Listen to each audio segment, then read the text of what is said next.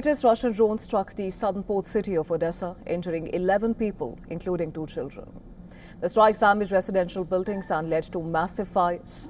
Firefighters were seen battling the intense blaze, and those wounded include 6 men, 3 women and 2 children aged 11 and 12.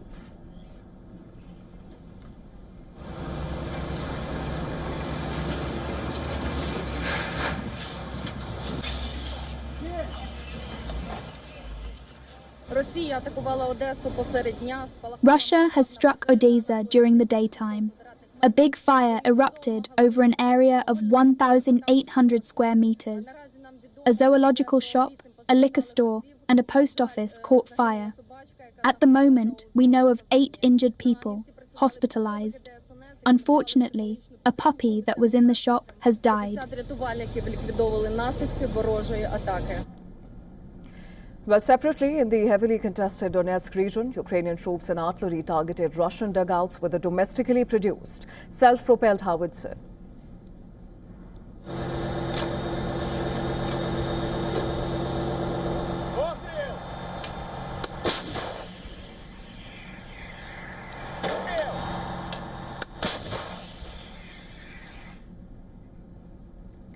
As Russia ramps up its missile attack on Ukraine, Ukrainian President Volodymyr Zelenskyy has written to US President Donald Trump.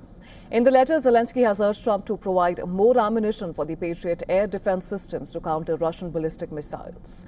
Now, Zelenskyy said that the pact at which it is receiving the Patriot missiles was no longer sufficient to match the scale of the threat which is facing Ukraine.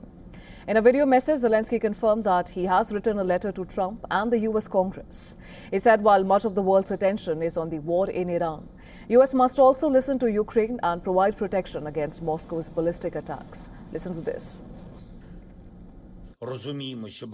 This week, I drafted a special letter, a letter to the President of the United States and to Congress, and yesterday, the letter was sent to the relevant institutions in Washington.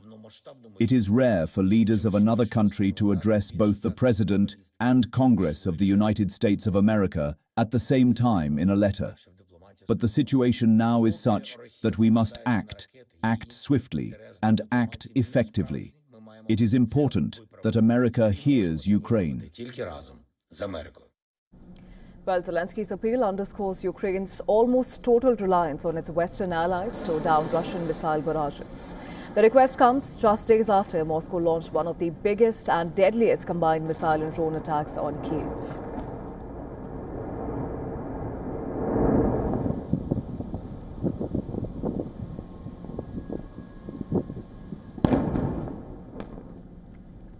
Amid these developments, Russian President Vladimir Putin has arrived in Kazakhstan on a 2-day state visit. Kazakh President Tokayev met Putin on arrival in Astana, and during the visit, the 2 leaders are expected to sign a deal for the construction of a nuclear power plant in Kazakhstan. Putin will also take part in a summit meeting of the leaders of the Eurasian Economic Union.